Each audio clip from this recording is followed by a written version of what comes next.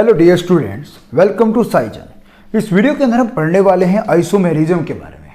देखो जी, आइसोमेरिज्म होता क्या है। आइसोमेरिज्म सिर्फ एक फिनोमिना है, मतलब एक घटनाक्रम है या कोई घटना है जिसके अंदर क्या होता है कि सेम मोलिकुलर फॉर्मूला होगा लेकिन दो या दो से ज़्यादा अरेंजमेंट्स होती हैं। उसी को हम बोलते हैं आइसोमेरिज्म। कहीं ना कहीं बात जो आती है कि आइसो जो वर्ड है वो एक ग्रीक वर्ड है जिसका मतलब कहीं ना कहीं इक्वल होता है जी। इक्वल मतलब कहीं ना कहीं आइसो का मतलब सेम और मेरिज्म का मतलब पार्ट्स और मर का मतलब होता है पार्ट। तो कहीं ना कहीं कि सेम पार्ट जो बने हुए हैं, मतलब मोलिकुलर फॉर्मूला सेम बना हुआ है लेकिन अरेंजमेंट अलग अलग है, उसी को हम क्या बोलते हैं, आइसोमेरिज्म बोलते हैं। इसके अंदर हम पढ़ने वाले हैं आइसोमेरिज्म इन कोऑर्डिनेशन कंपाउंड के बारे में। यहाँ पर क्या होता है, आइसोमेरिज्म जो होता है वो दो टाइप का होता है। सबसे पहला जो होता है वो होता है स्ट्रक्चरल आइसोमेरिज्म और सेकंड जो होता है वो होता है स्टीरियो आइसोमेरिज्म। अब होता क्या है, स्ट्रक्चरल आइसोमेरिज्म के नाम से ही पता चल रहा है, मतलब कहीं ना कहीं वो आइसोमेरिज्म जिसके अंदर मोलिकुलर फॉर्मूला तो रहेगा सेम लेकिन कहीं ना कहीं डिफरेंट स्ट्रक्चर्स रहेंगे, उसी को हम क्या बोल देते हैं, स्ट्रक्चरल आइसोमेरिज्म बोलते हैं। ठीक है जी। जो स्ट्रक्चरल आइसोमेरिज्म होता है उसके कुछ टाइप्स होते हैं। यहाँ पर पहला टाइप जो है वो बनता है आयनाइजेशन आइसोमेरिज्म। सेकंड टाइप बनता है यहाँ पर हाइड्रेट आइसोमेरिज्म। थर्ड जो टाइप बनता है वो बनता है कोऑर्डिनेशन आइसोमेरिज्म और फोर्थ जो बनता है वो बनता है लिंकेज आइसोमेरिज्म। अब इन सब के बारे में बात करेंगे। देखो, सबसे पहले मैं बात कर लेता हूं कि स्ट्रक्चरल आइसोमेरिज्म के अंदर मोलिकुलर फॉर्मूला सेम रहेगा लेकिन जो अरेंजमेंट्स हैं या फिर डिफरेंट स्ट्रक्चर देखने को मिलते हैं उसी को हम क्या बोलते हैं, स्ट्रक्चरल आइसोमेरिज्म बोलते हैं। लेकिन वो स्ट्रक्चर्स, एक आइसोमेरिज्म होता है, एक आइसोमर होता है। आइसोमर का मतलब जो अलग अलग अरेंजमेंट बन के आए हैं या जो अलग अलग स्ट्रक्चर्स बन के आए हैं उनको हम क्या बोलते हैं, आइसोमर बोलते हैं। अब बात करता हूं जी यहाँ पर सबसे पहला टाइप हमारा आयनाइजेशन आइसोमेरिज्म के बारे में। होता क्या है कि आयनाइजेशन आइसोमेरिज्म जो है वो लगभग उन आइसोमर्स के अंदर देखने को मिलता है जिसके अंदर कहीं ना कहीं एम्बीडेंडेंट लिगेंड लगे हुए होते हैं। पहली बात तो जिसके अंदर एम्बीडेंडेंट लिगेंड कंबाइन होंगे तो उसी के अंदर ये देखने को मिलता है। दूसरी बात मैं ये कहता हूं कि ये जो आइसोमेरिज्म वो होता है जिसके अंदर सेम मोलिकुलर फॉर्मूला रहेगा, same molecular formula but give different ions in solution, उसी को हम क्या बोल देते हैं, आयनाइजेशन आइसोमेरिज्म। फॉर एग्जांपल, अगर मैं यहां पर बात करता हूं कि मोलिकुलर फॉर्मूला है COBr NH3 और SO4, मोलिकुलर फॉर्मूला ये है। लेकिन यहाँ पर दो अलग अलग स्ट्रक्चर्स की बात करूँ तो एक तो बन सकता है ये COBr NH3 और बाहर आ गया SO4, और दूसरा कहीं ना कहीं बन सकता है CONH3 अंदर की तरफ आ गया SO4 और बाहर की तरफ आ जाएगा Br। अब ये दो अलग अलग अरेंजमेंट देखने को मिलती है। जब कभी भी आप इसको आयंस की फॉर्म में, जब कभी भी आप इसको वाटर के अंदर डिसॉल्व करोगे तो ये कहीं ना कहीं क्या देगा, COBr NH3 2, यहाँ से SO4 2 नेगेटिव अलग निकल जाएगा और यहाँ पर 2 पॉजिटिव, मतलब ये दो अलग अलग आयन देगा। सिमिलरली यहाँ पर क्या करता है, ये CONH3 SO4 और यहाँ से बाहर से निकलेगा Br नेगेटिव, अगर इस पे नेगेटिव है तो यहाँ पर क्या आएगा, पॉजिटिव। मतलब अलग अलग टाइप के आयंस देखने को मिलता है। अगर इसके पास SO4 2 नेगेटिव टेस्ट है तो ये सिर्फ और सिर्फ SO4 2 नेगेटिव के टेस्ट ही दे सकता है और ये क्या करेगा, Br नेगेटिव के टेस्ट ही देगा। मतलब कहीं ना कहीं जो आयनाइजेशन आइसोमेरिज्म है ये वो आइसोमेरिज्म होगा जिसके अंदर मोलिकुलर फॉर्मूला तो सेम रहेगा लेकिन डिफरेंट आयंस देखने को मिलते हैं। मतलब मोलिकुलर फॉर्मूला तो यही है लेकिन आयन से एक बार तो SO4 2 नेगेटिव मतलब सल्फेट आयन बन रहा है और दूसरी तरफ जो है वो ब्रोमाइड आयन देखने को मिल रहा है। इसका मतलब ये क्या बन रहा है, आपके पास आयनाइजेशन आइसोमेरिज्म बनेगा। स्ट्रक्चरल आइसोमेरिज्म का दूसरा टाइप है हाइड्रेट आइसोमेरिज्म। देखो जी, नाम से ही पता चल रहा है हाइड्रेट। हाइड्रेट का मतलब वैसे पानी होता है। इसका दूसरा नाम भी है, इसका दूसरा नाम है सोलवेट आइसोमेरिज्म। एक्चुअल में क्या है कि दोनों की दोनों सोलवेंट से रिलेटेड है, इसलिए इसका नाम सोलवेट आइसोमेरिज्म है। बात करता हूं कि वो कौन कौन से आइसोमर्स होते हैं। डेफिनेशन की बात करता हूं पहले। The isomers which have same molecular formula but differ in number of solvent molecules present in compounds, उसी को हम क्या बोलते हैं, हाइड्रेट आइसोमेरिज्म बोलते हैं। देखो यहां पर क्या होता है कि जो लिजेंड्स के अंदर वाटर मोलिक्यूल्स है ना, उनके नंबर अलग अलग देखने को मिलेंगे। जैसे अगर मैं आपको एग्जांपल दूं, मोलिकुलर फॉर्मूला है CrH2O6 Cl3, molecular formula same है, लेकिन यहां पर अगर मैं इसके स्ट्रक्चर्स की बात करूं तो यहां पर क्या बन सकता है CrH2O6 और बाहर की तरफ हो सकता है Cl3 आ जाए, या हो सकता है यहां पर आ जाए CrClH2O5 अंदर की तरफ और एक दो Cl2 बाहर और एक वाटर और बाहर, या हो सकता है कहीं ना कहीं ये बन सकता है जी CrCl2H2O4 और बाहर की तरफ Cl.2H2O। मतलब मोलिकुलर फॉर्मूला तो यही है, लेकिन बाहर की तरफ अगर वाटर मोलिक्यूल्स की बात करें तो यहाँ पर एक भी नहीं है, यहाँ पर एक है, यहाँ पर दो है।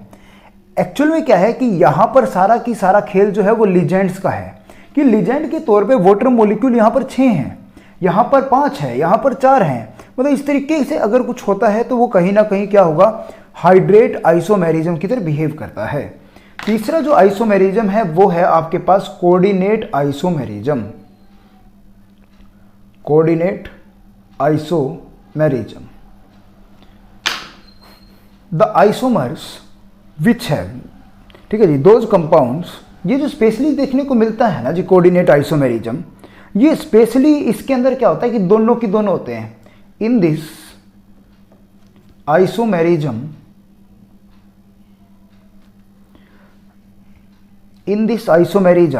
compounds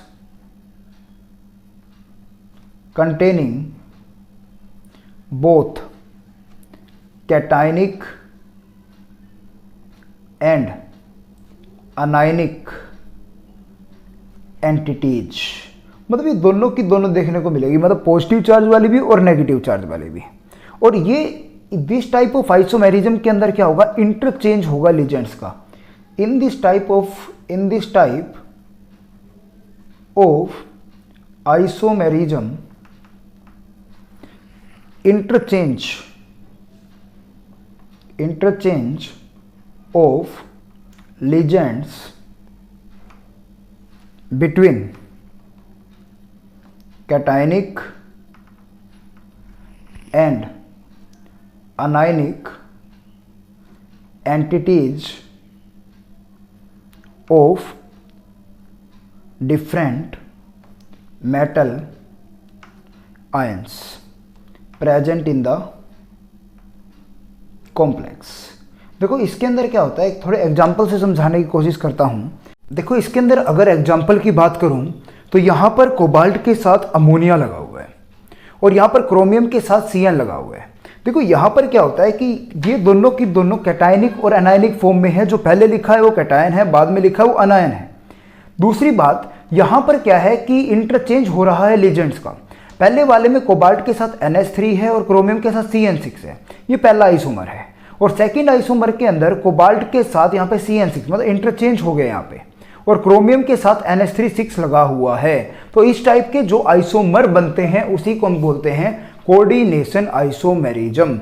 आइसोमर को बोलते हैं आइसोमर्स और इस फिनोमिना को बोलते हैं कोऑर्डिनेट आइसोमेरिज्म। हमारा नेक्स्ट आइसोमेरिज्म है लिंकेज आइसोमेरिज्म। देखो यहाँ पर क्या होता है कि ये है हमारा लिंकेज आइसोमेरिज्म। देखो वैसे तो नाम से ही पता चल रहा है कि कहीं ना कहीं लिंक की प्रॉब्लम रहेगी, इसी वजह से लिंकेज आइसोमेरिज्म है। इसके अंदर क्या होता है कि सेम मोलिकुलर फॉर्मूला रहेगा, molecular formula same but differ in mode of attachment. उसी को हम क्या बोल देते हैं, वो आइसोमर्स जिसके अंदर क्या होगा, कहीं ना कहीं मोलिकुलर फॉर्मूला तो सेम है लेकिन मोड ऑफ अटैचमेंट डिफरेंट रहेगी, उसी को हम क्या बोलेंगे, लिंकेज आइसोमेरिज्म बोलेंगे। फॉर एग्जांपल, अगर मैं एक एग्जांपल लूं कि कोबाल्ट के साथ अमोनिया लगा रखे हैं आपके पास 5, साथ में NO2 लगा रखा है और ये Cl2 है। अगर एक तो ये अरेंजमेंट दिखा दी लेकिन दूसरी तरफ कोबाल्ट NH3 और इसके साथ लगा दो ONO, तो यहाँ पर क्या होगा कि यहाँ पर नाइट्राइट ग्रुप एक तरफ तो N से कनेक्टेड है, एक तरफ O से कनेक्टेड है, तो उसी को हम क्या बोलते हैं, लिंकेज आइसोमेरिज्म कहते हैं। ये अरेंजमेंट जो देखने को मिलती है लिंकेज आइसोमेरिज्म, ये स्पेशली एम्बीडेंडेंट लीजेंड के अंदर देखने को मिलती है। जो भी एम्बीडेंडेंट लीजेंड होंगे उसी के अंदर ये देखने को मिलेगी और इसी वजह से ये सब कुछ होता है।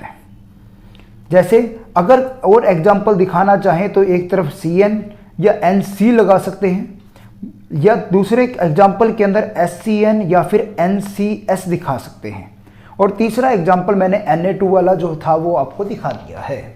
इस तरीके की जो अरेंजमेंट होगी उसी को हम क्या बोलेंगे, लिंकेज आइसोमेरिज्म। नेक्स्ट की बात करते हैं। नेक्स्ट है आपका, देखो ये चारों टाइप हमने पढ़ लिए हैं। अब मैं बात करता हूँ स्टीरियो आइसोमेरिज्म के केस में।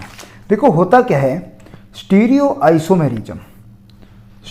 आइसोमेरिज्म वो आइसोमेरिज्म है जिसके अंदर क्या होता है कि मोलिकुलर फॉर्मूला तो रहता है सेम, मोलिकुलर फॉर्मूला भी सेम रहता है।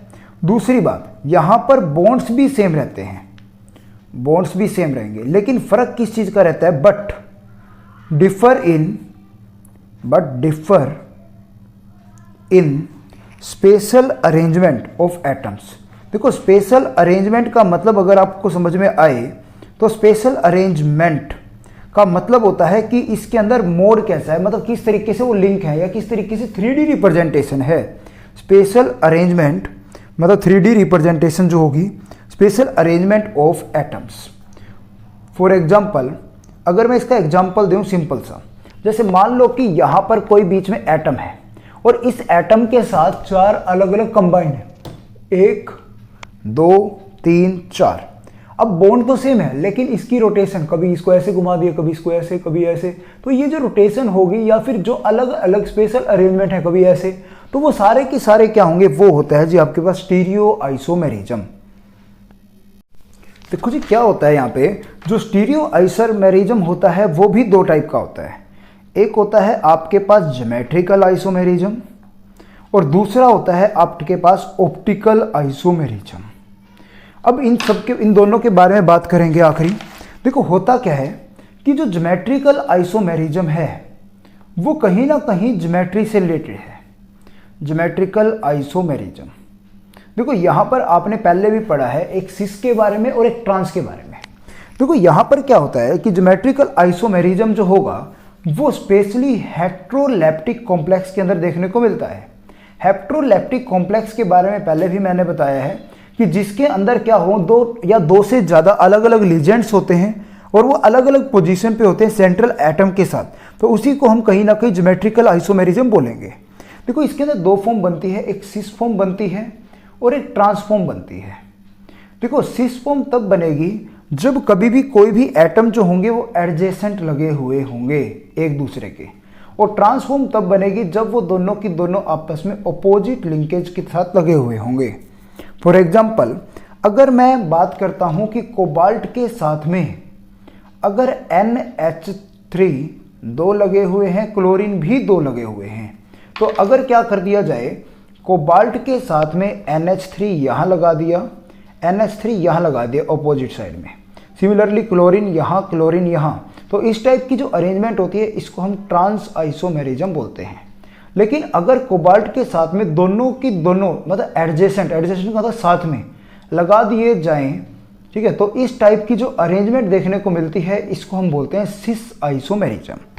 अब यहाँ पर क्या होता है कि जब कभी भी ट्रांस की बात आती है इसकी डाइपोल मोमेंट या तो जीरो रहेगी या मिनिमम रहेगी, क्योंकि हमें पता है कि डाइपोल मोमेंट की जो डायरेक्शन होती है वो पॉजिटिव टू नेगेटिव होती है। मेटल पॉजिटिव है, पॉजिटिव से नेगेटिव की तरफ जाएंगे, तो यहाँ से इधर इक्वल एंड अपोजिट हो जाएंगे, यहाँ से भी इक्वल एंड अपोजिट हो जाएंगे, तो कहीं ना कहीं इसकी डाइपोल मोमेंट मिनिमम देखने को मिलती है। लेकिन यहाँ पर जो डाइपोल मोमेंट होती है वो नॉन जीरो रहती है, इस बात का ध्यान रखना। और इसी वजह से ट्रांस वाले का जो मेल्टिंग पॉइंट भी होता है वो ज़्यादा होता है। ये कुछ फिजिकल प्रॉपर्टीज आगे हम पढ़ने को मिलेगी। अब मैं बात कर रहा हूँ यहाँ पे ज्योमेट्रिकल आइसोमेरिज्म की कुछ स्पेशल केसेज आते हैं। सबसे पहले बात करता हूँ ज्योमेट्रिकल आइसोमेरिज्म के स्पेशल केस। अगर बात करता हूँ कि अगर कोऑर्डिनेशन नंबर 4 है तो उस केस में क्या चलेगा। देखो वैसे तो क्या होता है कि कोऑर्डिनेशन नंबर 4 है तो यहाँ पर दो टाइप के कॉम्प्लेक्स देखने को मिल सकते हैं। एक हो सकता है टेट्राहेड्रल और दूसरा हो सकता है आपके पास स्क्वायर प्लेनर। दो टाइप की ज्योमेट्री देखने को मिल सकती है। लेकिन क्या होता है कि जब कभी भी टेट्राहेड्रल की बात आती है तो टेट्राहेड्रल के केस में सारी की सारी पोजीशंस जो होती है वो एडजेसेंट होती हैं, मतलब साथ में लगी होती हैं। मतलब क्या होता है कि जो टेट्राहेड्रल कॉम्प्लेक्स होते हैं उसके अंदर सारी की सारी जो पोजीशंस होती हैं वो एडजेसेंट होती हैं। एडजेसेंट का मतलब साथ में लगी हुई होती हैं, और इसी वजह से मैं ये कह सकता हूँ कि कभी भी कोऑर्डिनेशन नंबर 4 के अंदर टेट्राहेड्रल ज्योमेट्री एग्जिस्ट ही नहीं करेगी। और वहीं दूसरी तरफ बात करता हूँ कि स्क्वायर प्लेनर के केस में एडजेसेंट भी हो सकती है, ठीक है, एडजेसेंट का साथ में भी हो सकती है और डिफरेंट भी हो सकती है। इसी वजह से यहाँ पर क्या होता है कि ज्योमेट्रिकल आइसोमेरिज्म 4 कोऑर्डिनेशन नंबर के अंदर देखने को मिल सकता है। यहाँ पर अलग अलग केस देखने को मिल सकते हैं। हो सकता है मेटल के साथ में लीजेंड जो लगे वो A2XY लग जाए, या हो सकता है मेटल के साथ में यहाँ पर ABX2 लग जाए, या मेटल के साथ में ABXY लग जाए। मतलब 4 की बात कर रहा हूँ मैं।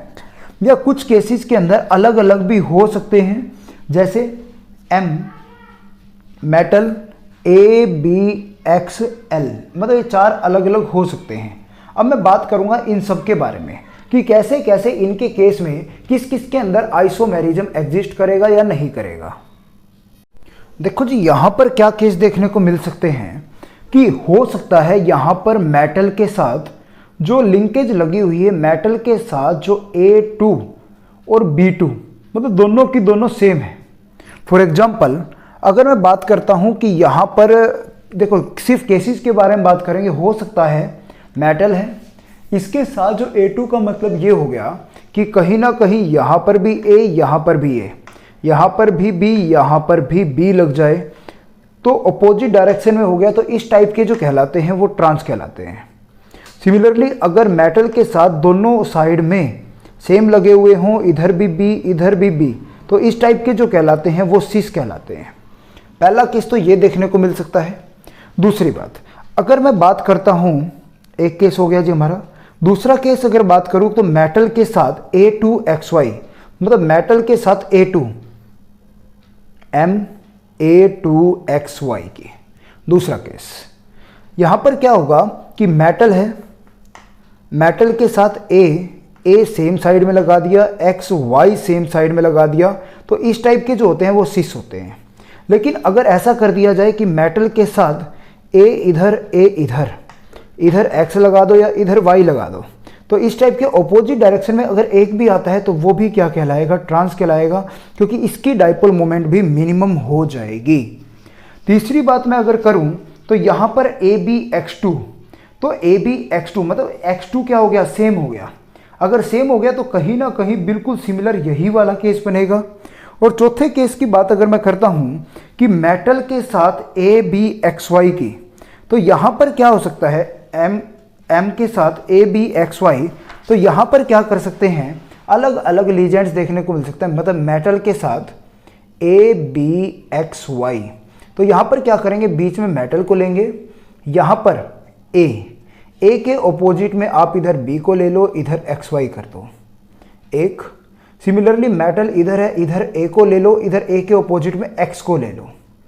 सिमिलरली थर्ड केस मेटल इधर है, इधर ए के साथ में यहाँ पर क्या ले लो जी, वाई ले लो। बाकी ऑपोजिट में लगा दो एम के साथ, यह देखो जी ए एम एक्स, यहाँ पर वाई लगा दिया, यहाँ पर बी लगा दिया। एक ये बन सकता है। अगर यहाँ पर ए वाई है तो एक तरफ एक्स को लगा दो, एक तरफ बी को लगा दो। तो यहाँ पर इस टाइप के जो केसेस देखने को मिल सकते हैं, मतलब कहीं ना कहीं ये सिस और ट्रांस हो जाएंगे। अब यहाँ पर क्या देखने को मिलता है कि यहाँ पर इनमें से जो पहले वाला केस है, मतलब इसमें से कोई भी अगर एक केस की बात करता हूँ तो जिसकी भी डाइपोल मोमेंट ज़्यादा है या जो भी इलेक्ट्रोनेगेटिव होगा, स्पेशली इसकी बात कर रहा हूँ, तो यहाँ पर ये क्या हो सकता है, वो ट्रांस हो सकता है और बाकी दोनों की दोनों सिस हो सकते हैं। ये बात यहाँ पर देखने को मिलती है। लेकिन 4 के केस में एक केस और बनता है कि अगर मेटल के साथ में चारों की चारों सेम लगे हुए हों, या मेटल के साथ में 3 सेम लगा दो, एक अलग लगा दो, या मेटल के साथ में AB3 लगा दिया जाए, तो इन तीनों केसेस के अंदर ज्योमेट्रिकल आइसोमेरिज्म देखने को नहीं मिलेगा। फॉर एग्जांपल मेटल के साथ चारों की चारों ए लगा रखे हैं तो डाइपोल मोमेंट लगभग सेम रहेगी, तो इस केस में ज्योमेट्रिकल आइसोमेरिज्म नहीं होगा। वहीं दूसरी तरफ बात करता हूँ MA3B, तो मेटल के साथ यहाँ भी ए, यहाँ भी ए, यहाँ पर भी बी, यहाँ पर ए, तो यहाँ पर क्या होगा, ऑपोजिट डायरेक्शन में यहाँ सेम है। अगर दूसरा केस बनाने की कोशिश करोगे तो लगभग यही सेम केस बनेगा। यहाँ पर ए के ऑपोजिट में बी आ जाएगा, तो यहाँ पर दूसरे वाले केस में यहाँ पर ए के ऑपोजिट में आप बी लगा सकते हो। मतलब यहाँ पर भी क्या है कि कहीं ना कहीं सेम सिमिलरिटी देखने को मिलती है, इसलिए यहाँ पर ज्योमेट्रिकल आइसोमेरिज्म नहीं एग्जिस्ट करते हैं। और थर्ड केस जो AB3 बता रहा हूँ, उस केस में भी ज्योमेट्रिकल आइसोमेरिज्म नहीं होगा, क्योंकि A3B और A3B लगभग सिमिलरिटी देखने को मिलती है। तो इस तरीके से यहाँ पर देखने को मिलता है। अगली बात करता हूँ जी मैं यहाँ पर कि ज्योमेट्रिकल आइसोमेरिज्म हमने पढ़ा कोऑर्डिनेशन नंबर 4 के बारे में।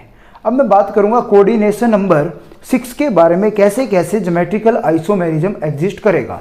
अगर कोऑर्डिनेशन नंबर 6 है तो उस केस में भी अलग अलग केस देखने को मिल सकते हैं। फॉर एग्जाम्पल यहाँ पर क्या हो सकता है कि मेटल के साथ में A4 लग जाए, X2 लग जाए, या मेटल के साथ में A3 लग जाए, BB3 लग जाए। ठीक है जी, मतलब यहाँ पर इस टाइप के केस देखने को मिलते हैं। लेकिन इनके अलावा भी कई केस हैं, पहले इन दोनों के बारे में चर्चा करेंगे, उसके बाद चलते हैं। देखो यहाँ पर क्या होता है कि जब कभी भी ऐसा कुछ हो 4 वाला, तो यहाँ पर अगर मेटल के साथ में एक, देखो 6 पोजीशंस का ध्यान रखना, 1 2 3 4 5 6, ये 6 पोजीशन रहेगी जहाँ पर वो फिल करे जाएंगे। सिमिलरली मैं बात कर रहा हूँ इसके केस की, तो यहाँ पर क्या होगा, मेटल 1 2 3 4 5 6, अगर यहाँ पर चारों की चारों साथ में लगा दिए जाएं, जैसे 1 2 3 4, और बाकी दोनों की दोनों ऐसे लगा दिए जाएं, तो इस टाइप का जो आइसोमेरिज्म होगा वो आपके पास सिस फॉर्म बनेगा। लेकिन अगर ऑपोजिट में लगाता हूँ, जैसे एक ए इधर लगा दिया, एक ए इधर लगा दिया, एक ए इधर लगा दिया, एक ए इधर यहाँ पर एक्स लगा दूँ और या बी लगा दूँ, या इधर एक्स लगा दूँ, मतलब ऑपोजिट डायरेक्शन में हो गए, तो इस टाइप की जो फॉर्म बनेगी उसको हम ट्रांसफॉर्म बोलते हैं। तो यहाँ पर ये चीज़ें कोऑर्डिनेशन नंबर 6 के केस में देखने को मिलता है, जो पहला केस है। दूसरा केस जो है ये थोड़ा इंपॉर्टेंट मानता हूं मैं।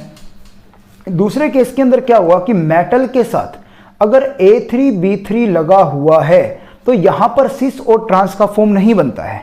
तो यहां पर क्या हुआ कि मेटल के साथ देखो वही 6 पोजीशन 1 2 3 4 5 6, मेटल के साथ 1 2 3 4 5 6, अगर यहां पर क्या लगा दिया जाए, तीनों की तीनों सेम डायरेक्शन में लगा रखी हैं और ये तीनों की तीनों सेम डायरेक्शन में लगा दी, एक फॉर्म तो ये बन सकती है।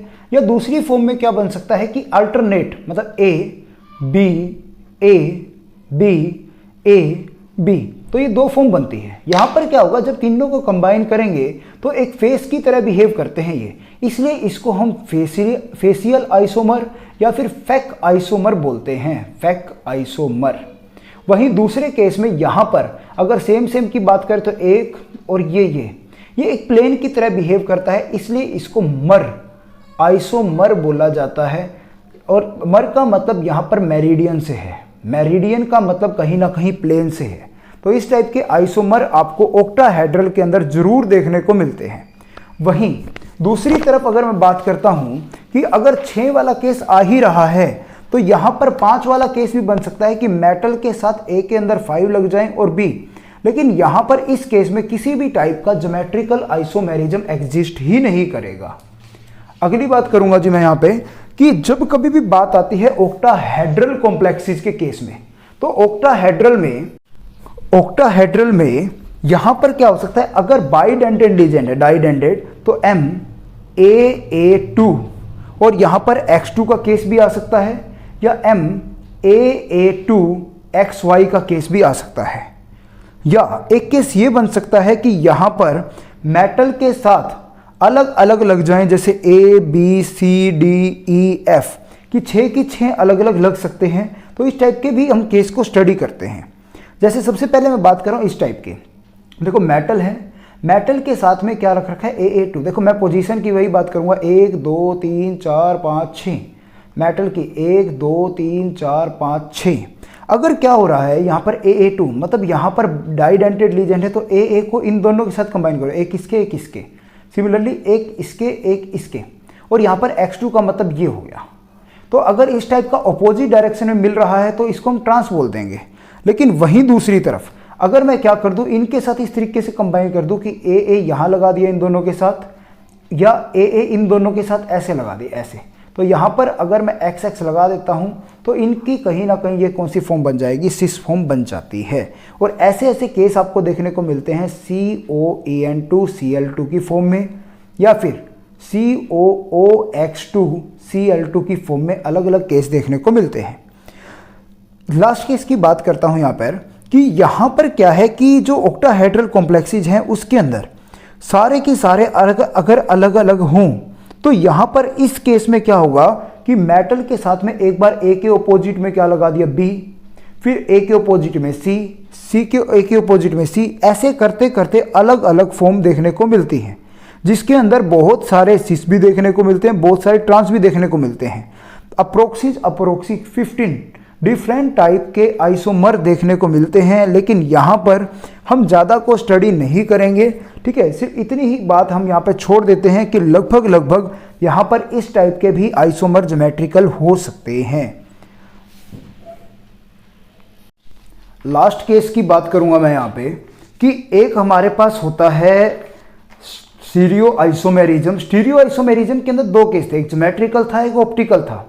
तो ऑप्टिकल आइसोमेरिज्म नाम से ही समझ में आ रहा है कहीं ना कहीं लाइट से रिलेटेड है।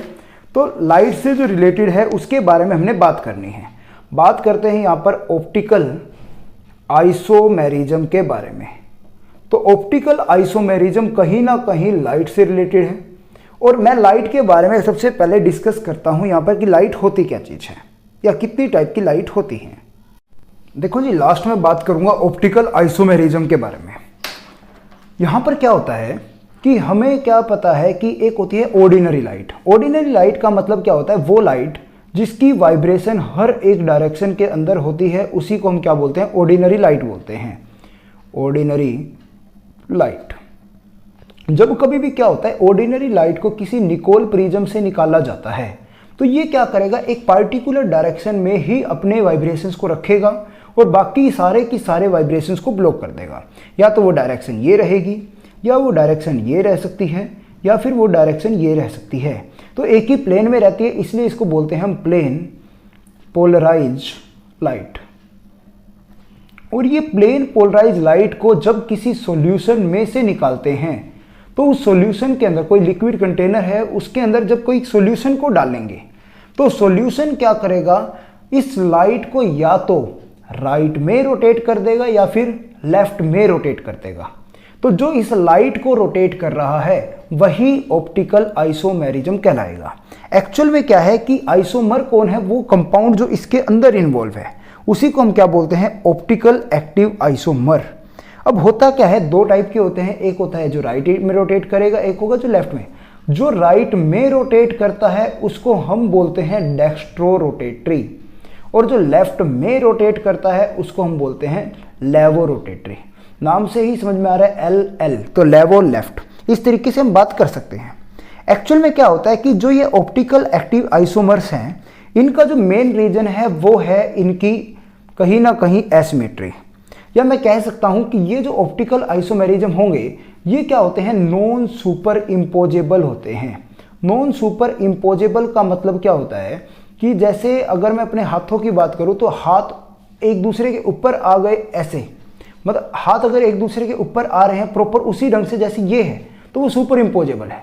और नॉन सुपर इम्पोजेबल का मतलब हो गया कि आपस में सुपर इम्पोज नहीं करेंगे।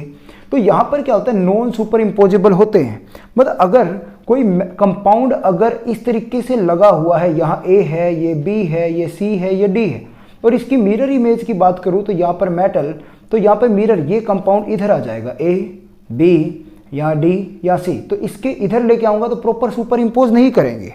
तो यहाँ पर इसी वजह से ये कह सकता हूँ कि ये नॉन सुपर इम्पोजेबल हैं, मतलब ये कहीं ना कहीं ये कंपाउंड ऑप्टिकली एक्टिव हैं। तो वो ऑप्टिकली एक्टिव कंपाउंड जो आपस में नॉन सुपर इम्पोजेबल हैं उसी को हम क्या बोलते हैं, इनैंशियोमर्स बोलते हैं। इनैंशियोमर्स are optically active compounds which are non superimposable to each other, that is known as कहीं ना कहीं ऑप्टिकल एक्टिव सब्सटेंस, वही क्या होंगे, इनैंशियोमर्स कहलाएंगे। और इन ऑप्टिकली एक्टिव होने का जो मेन रीजन है वो कौन है, कायरलिटी। और कायरलिटी का मतलब वही है नॉन सुपर इम्पोजेबल होना, और कायरलिटी का मेन रीजन है इसकी एसिमेट्री, मतलब कहीं ना कहीं हर एक के साथ अलग अलग लगे हुए होंगे। और जिस भी सब्सटेंस के पास कहीं ना कहीं प्लेन ऑफ सिमेट्री नहीं है, मतलब प्लेन ऑफ सिमेट्री अब्सेंट है, तो वही क्या होंगे, कहीं ना कहीं ऑप्टिकली एक्टिव कहलाएंगे या कहीं ना कहीं कायरल कहलाएंगे। अब मैं यहाँ बात करता हूँ सबसे मेन कि डेक्स्ट्रो और लेवो के बारे में, कि कहीं ना कहीं ऑप्टिकल आइसोमेरिज्म दो ही हैं, एक डेक्स्ट्रो है और लेवो है, उसके बारे में हम यहाँ पर बात करने वाले हैं। ऑप्टिकल आइसोमेरिज्म के केस में यहाँ मैं बात करने वाला हूँ सिर्फ 3 केस के बारे में।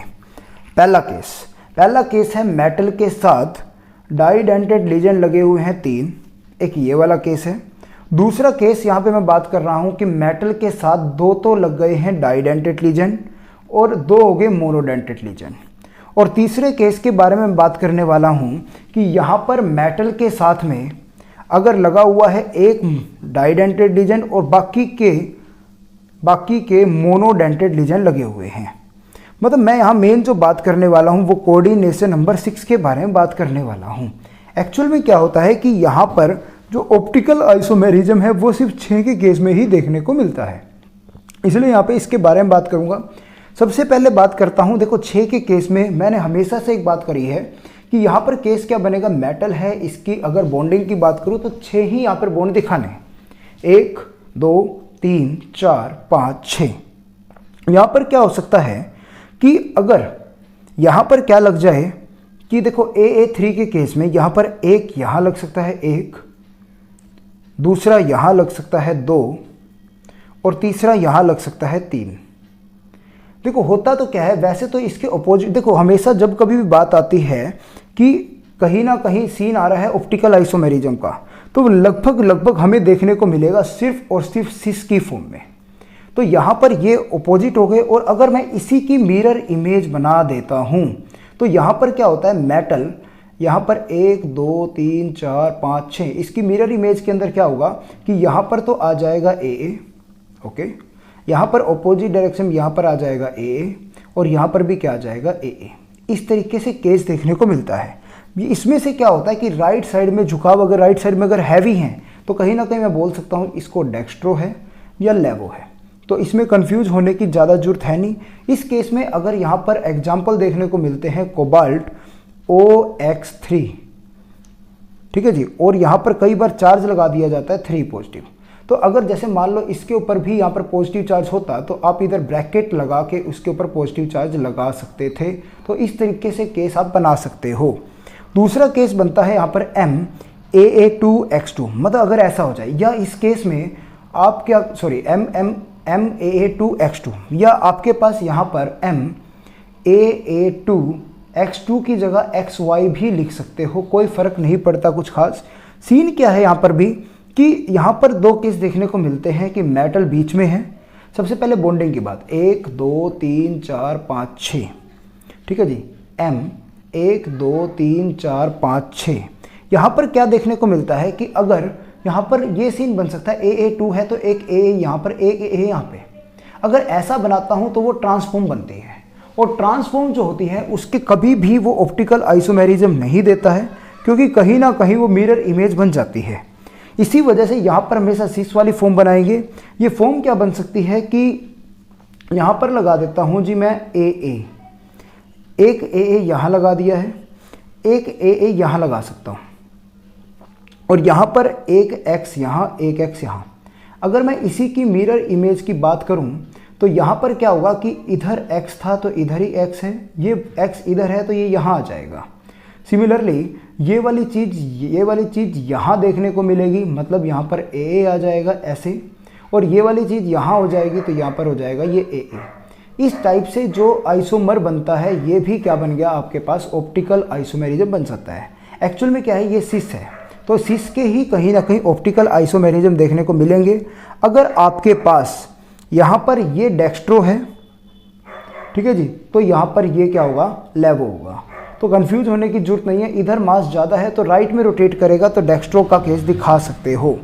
और तीसरा केस अगर मैं यहाँ बात करता हूँ MAAX2Y2 की, तो यहाँ पर क्या देखने को मिलता है, मेटल है, वही 6 बॉन्ड बनाने हैं, 1 2 3 4 5 6, इस तरीके से 6 बॉन्ड बना सकते हो। एक और बना सकते हो यहाँ पर M 1 2 3 4 5 6।